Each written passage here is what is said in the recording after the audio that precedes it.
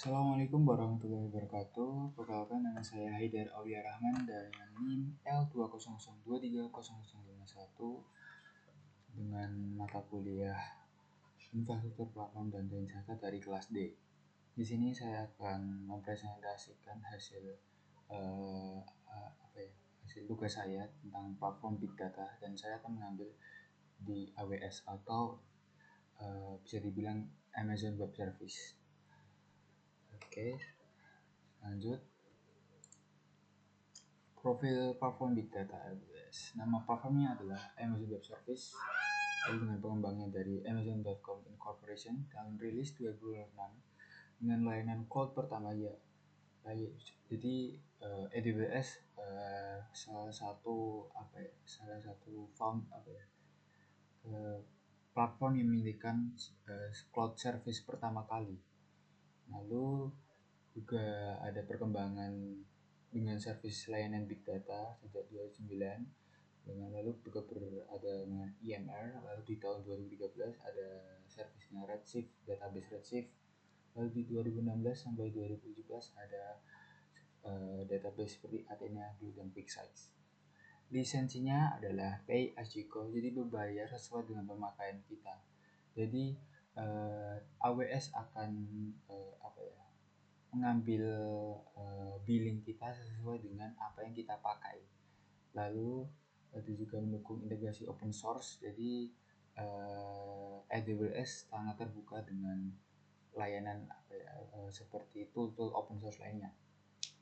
Jenis platform yang dapat kita terapkan di AWS ada cloud computing dan big data seperti infrastructure as a service, platform as a service, dan software as a service.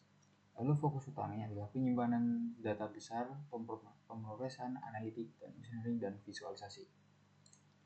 Lanjut kita ke arsitektur dan komponen utama. Arsitektur Big Data AWS secara umum mengikuti alurnya dari ingestion, penyimpanan pemrosesan AIS, hingga visualisasi dan machine learning. Lalu di sini ada beberapa tabel yang saya persingkat.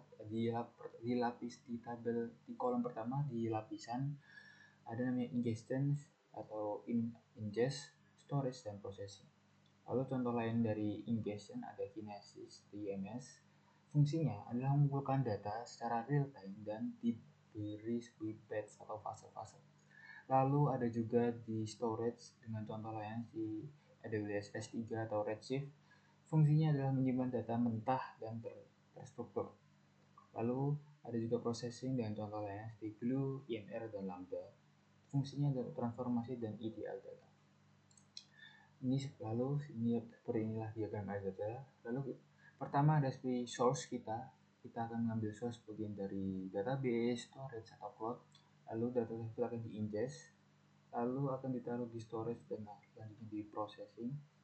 Setelah itu dianalisis dan divisualisasikan dengan machine learning. Fitur dan manfaat AWS Big Data menawarkan pelayanan perkelola yang membantu perusahaan menyimpan dan memproses data secara skala besar. Ini fitur utamanya adalah pelayanannya seperti skalabilitas elastis, berarti Anda atau kita sebagai klien dapat mudah meningkatkan atau menurunkan kapasitas penyimpanan sesuai dengan kebutuhan kita. Lalu ada beberapa layanan AWS Big Data yang populer seperti Amazon S3, menunjukkan penyimpanan objek secara scalable, tersedia, dan hemat biaya. Lalu ada Amazon Redshift di data warehouse terkelola untuk menggunakan analitik data terstruktur. Redshift sangat cepat dan menjalankan query permintaan kompleks data petabyte. Lalu ada EMR, Elastic MapReduce, platform untuk menjalankan kerangka kerja seperti Apache Spark, Hadoop, dan Hive. Lalu terakhir ada Amazon Kinesis, layanan yang membolehkan dalam memproses, analisis, streaming secara real time. Lalu dengan integrasinya dan lain integrasi dari AWS itu salah satu platform big data yang dapat integrasi dengan banyak tool, seperti contohnya di sini AWS Glue dan QuickSight. Ini SysMaker mungkin kita membuat alur kerja data pipeline yang komprehensif, mulai dari data ingestion hingga visualisasi. Lalu juga dukungan alat open source, AWS mendukung kerja big data open source yang umum seperti RDS, Spark, Hadoop, dan Presto. Lalu ada keterbatasan dan tantangan AWS di big data. Itu meskipun scalable, mempunyai performa yang tinggi, big AWS menjadi tangan yang tidak dapat diupayakan dengan baik. Jadi mungkin secara misalnya seperti contohnya adalah biaya yang dapat meningkat secara signifikan jika kita tidak dapat mengolah sumber daya dengan efisien. Nah, makanya di AWS ada sebuah layanan seperti seperti manajemen billing. Jadi kita akan diberi rekomendasi apa resource yang harus kita resource yang perlu kita manage supaya kita dapat mengurangi biaya billing tersebut. Lalu juga performanya yang akan lambat atau jika data tidak disimpan dalam format optimal, seperti karena data yang mungkin jika kita terapkan di big data kadang kita tidak dapat mensortir data yang sesuai itu sehingga dapat mengurangi performa. Nah, lalu ke learning curve ya, AWS memiliki learning curve yang sangat cukup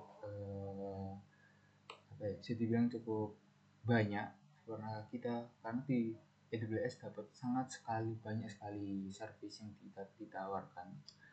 Lalu ada juga ketergantungan dengan vendor. Pengguna AWS ini secaranya dapat menciptakan ketergantungan ke vendor login, contoh pindah ke layanan lain.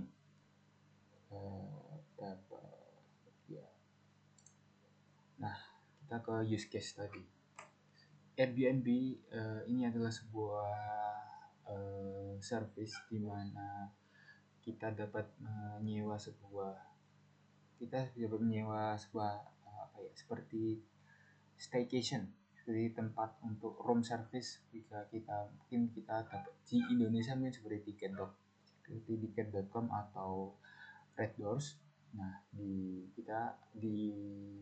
ada juga service seperti Airbnb yang sama dengan service tiket.com dan sepertinya.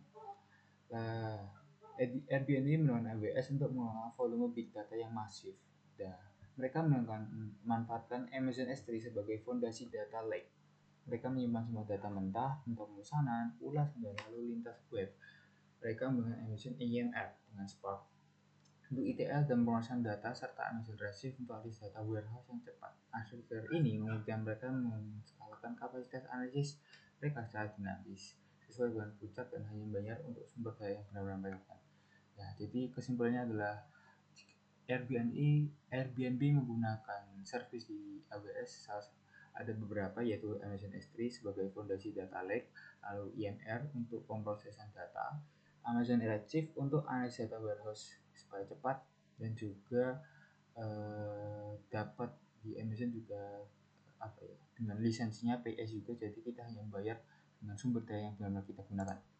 Perbandingan dengan platform lain yang dapat saya rangkum, AWS S3 Redshift EMR menyimpan objek yang paling matang, solusinya sudah lama ada dan sangat kuat. Jadi seperti mungkin company atau yang sudah bergelut lama di dunia cloud yang menggunakan service cloud mungkin sudah nyaman dengan service AWS. Lalu di cloud GCP Global Cloud Platform ada cloud storage, BigQuery, dan data processing murni unggul di kecepatan query dan di AI-nya. Jadi Google cukup unggul di AI service-nya. Lalu ada Azure, Microsoft Azure Data Lake Storage. Integrasinya dapat move dengan Microsoft Tools. Jadi hampir sama dengan AWS. Azure lebih menargetkan dengan seperti pekerja kantor yang sudah nyaman menggunakan service dari Microsoft Office. Lalu deskripsi perbandingannya, AWS menawarkan kelengkapan dan kebijakan layanan, banyak alat dan konfigurasi. GCP unggul dan keterangan query serverless, penggunaan data analis. Lalu Azure target pelanggan corporate yang sudah menggunakan teknologi Microsoft. Oke, mungkin itu saja yang dapat saya presentasikan. Kurang lebihnya mohon maaf. Saya tutup. Terima kasih.